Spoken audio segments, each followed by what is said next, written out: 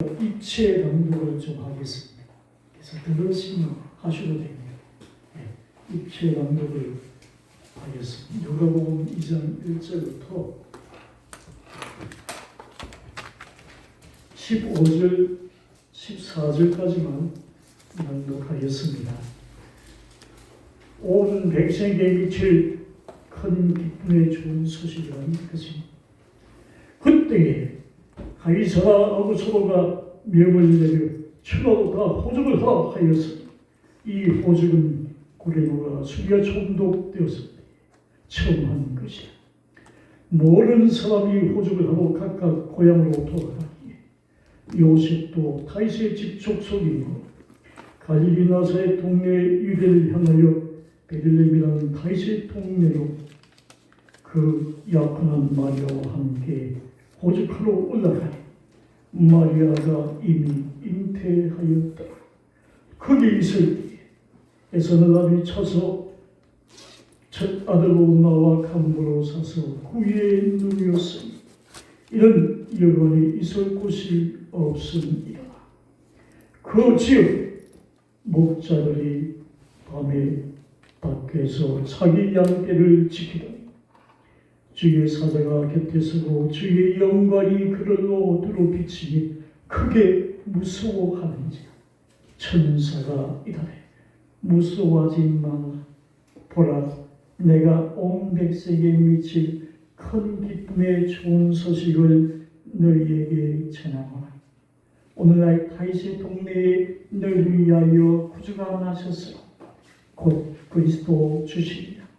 너희가 가서 강보에 쌓여 그 위에 누워있는 아기를 보리니 이것이 너희에게 표적이니라 하더니 울려니 수많은 천군이 그 천사와 함께 하나님을 찬송하여 이르되 지극히 높은 곳에서는 하나님께 영광이, 땅에서는 기뻐하심을 입은 사람들 중에 평화로워 하리라. 아멘.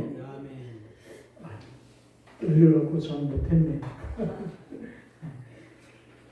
오늘 이 말씀을 가지고 온 백성에게 미칠 큰 기쁨의 좋은 소식이라는 제목으로 말씀을 드리려고 합니다. 시간이 좀 이게 많으면 이 본문 갖고 드라마 형식으로 또 설교를 할까 생각했는데 꼬장 20분이라 그냥 설교하겠습니다.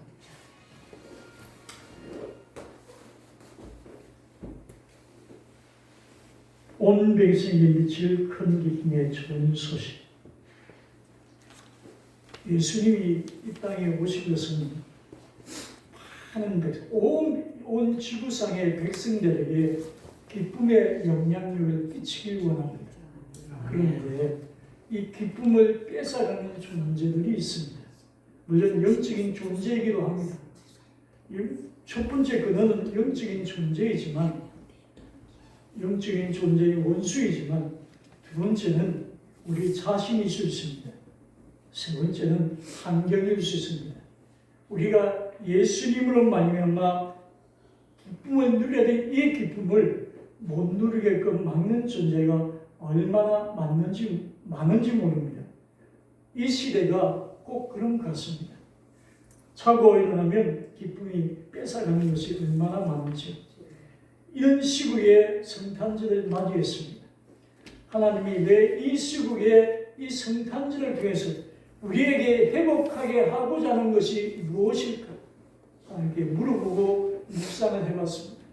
너희가 지금 이 환경 때문에 이 시대에 정말 나로 말미암아 기뻐해야 될 그 기쁨이 사라져가고 있다는 것을 우리에게 말씀하고 있더라. 우리는 무엇 때문에 하나님이 주신 예수님으로 말미암아 누려야 될 이 기쁨을 왜 잃어버리게 두고 말았는지를 한번 돌이켜봤으면 좋겠습니다. 아멘. 아멘. 우리 주님은 이 기쁨을 우리에게 주시겠다고 말씀하셨습니다. 우리의 기쁨을 누리라고 말씀하고 있는 것입니다. 어떤 기쁨입니까? 바로 주님이 주신 이 기쁨은 영원한 죄 가운데서 살아야 우리들을 의인의 반열을 옮겨놨다고는 이 사실의 기쁨을 누리라고 말씀하고 있는 것입니다. 우리는 주님 앞에 서는 그날까지 영원한 죄인 맞습니다. 그러나 예수 그리스도로 말미암아 예수님을 믿음으로 말미암아 우리의 죄 반열에서 의인의 반열로 옮겨졌다는 사실을 믿으시길 바랍니다. 의인이 되었으면 회개할 것이 없습니까? 이것이 착각합니다. 이것이 구원파적 신앙을 가지고 의인이 되었으니까 이제는 회개할 것도 없다. 이제는 기도할 것도 없다. 착각하고 있는 것입니다. 우리는 의인이 되었지만 이제 의인이 되었기 때문에 우리의 기준이 바뀐 것입니다. 환경에 따른 것이 아니라 범법자의 기준이 아니라 하나님의 말씀의 기준이 되어 있다는 사실인 것입니다. 그리고 우리가 회개하고 기도해야 될 것은 바로 말씀에 의지하여 살아가지 못한 것 때문에 회개하고 하나님 말씀에 의해 살아가는 것 때문에 기도하는 것입니다. 즉 기도는 관계적인 기도인 것입니다. 무엇을 얻고자 기도한다면 저쪽에 가서 기도하셔야 될 것입니다. 팔공산 앞에서 비가 될 것입니다. 그러나 우리는 그런 존재가 아닌 것입니다. 우리는 주님과의 관계 속에 주님은 나의 아버지시고 그렇기 때문에 우리는 하나님의 자녀요. 이것 때문에 하나님 앞에 간구하고 기도하는 것입니다. 주님의 자녀이기 때문에 하나님 아버지의 아들이기 때문에 기도하고 간구하는 것입니다. 관계적인 의미로 기도하는 것입니다. 그리고 우리는 바로 말씀에 따라 살아가지 못한 것 때문에 회개하는 것입니다. 내가 뭘 잘못한 것도 맞습니다. 그 잘못이 세상의 기준이 아닙니다. 말씀의 기준, 하나님의 기준에 의해서 내가 살아가지 못한 것 때문에 회개하는 것입니다. 나는 말씀에 살아야 의무가 있는 것입니다. 그게 의인인 것입니다. 어렵다고 칭함받은 사실 그것이 바로 말씀에 따라 살아가는 기준이 된 것입니다. 우리가 의인이 안 됐다면 말씀과 관계없이 살아갈 수 있습니다. 그러나 우리의 기준은 이제는 말씀의 기준입니다. 세상의 기준이 아닙니다.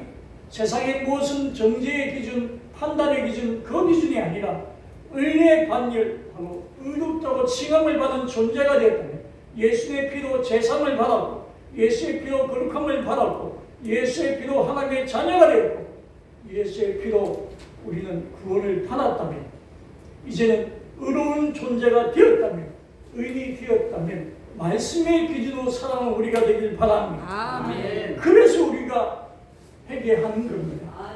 회개할 거 없지만 말씀에 따라 살아가지 못한 것 때문에 회개하는 것. 우리는 말씀에 따라 살아가지 못하는 것들이 얼마나 많은지 우리 말씀의 기준으로 살아가시길 바랍니다. 내 이웃을 내 몸같이 사랑해라. 사랑하지 못했습니다. 부모를 사랑해라. 부모를 진정 사랑하지 못했어요. 자녀들을 하나님도 말씀으로 양육하라. 그런데 그 말씀대로 하지 못했습니다. 윤리적인 기준으로 도덕적인 기준으로 양육하고 섬겼습니다. 그거는 아무런 상급도 없고 아무런 심판도 없고 아무런 하나님과 관계가 없는 것입니다. 그는 주님의 반면에 의로운 사람으로 살아갈 것이 아무것도 없는 존재인 것입니다. 우리는 바로 예수님으로 말미암아 의로운 존재가 되었다면 말씀의 기준으로 살아가는 우리가 되길 바랍니다. 말씀 때문에 회개하고 말씀 때문에 기도하는 우리가 되기를 바랍니다.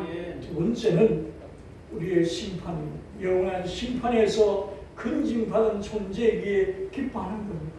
아멘. 영원한 사망 가운데 살아야 우리 영원히 지옥 갈 존재입니다. 그런데 거기서 건짐을 받았습니다. 바로 예수님이 오셔서 십자가의 지심으로 말미암아 다 이루시고 말미암아 우리를 건져 주셨습니다.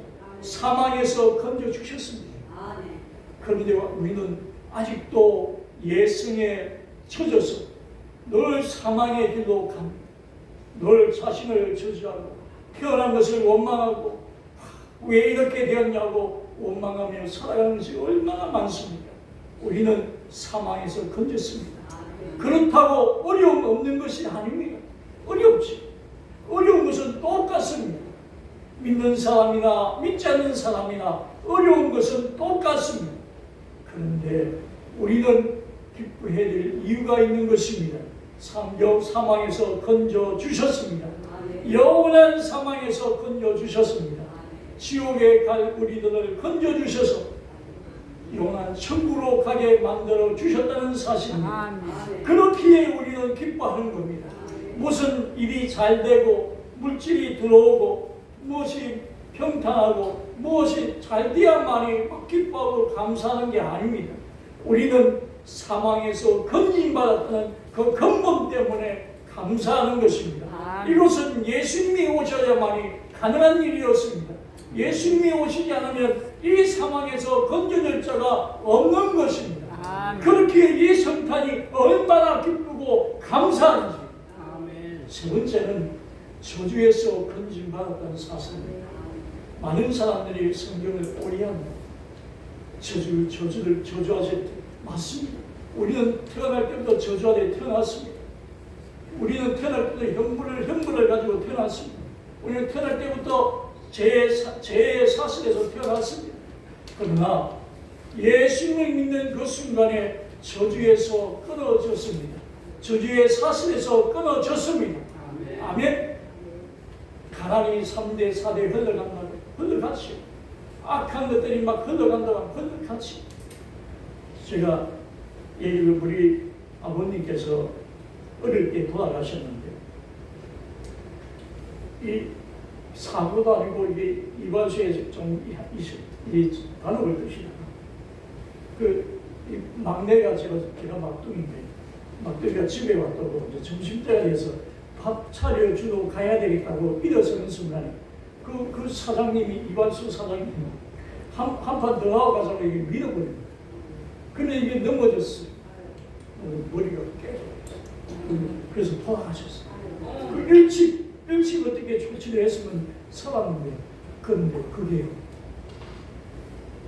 우리 형님도 이렇게 사고사고 떨어져서 돌아가셨어요. 그런데 그게 제가 금식하다가 세 번째 금식하다가 어느 분의 목사님의 등장이 참 신기하고 저는 그때까지 다 끊어진 줄 알았어요. 진짜 예수 믿는 줄 알았다.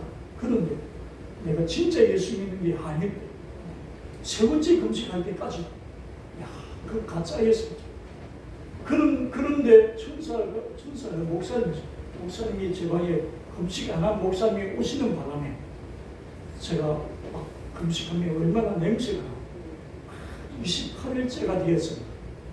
그분이 오는 바람에 막 냄새가 나서 입이 뒤척, 주름이 뒤척이 나.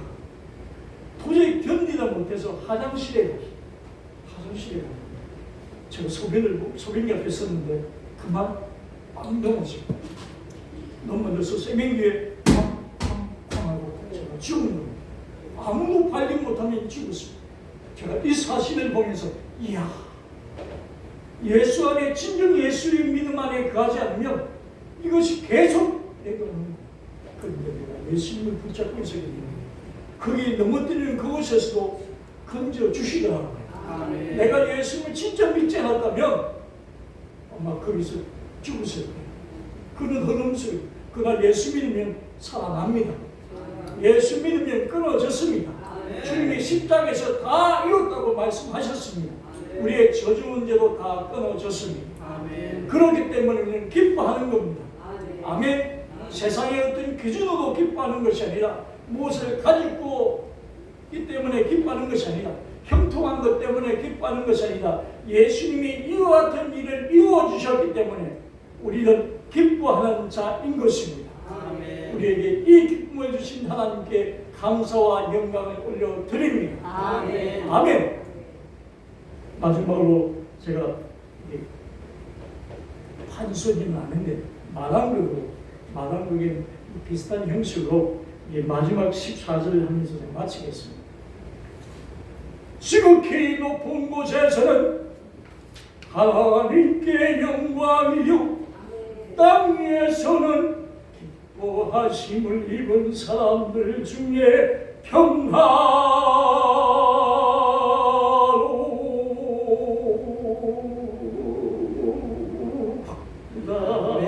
아멘.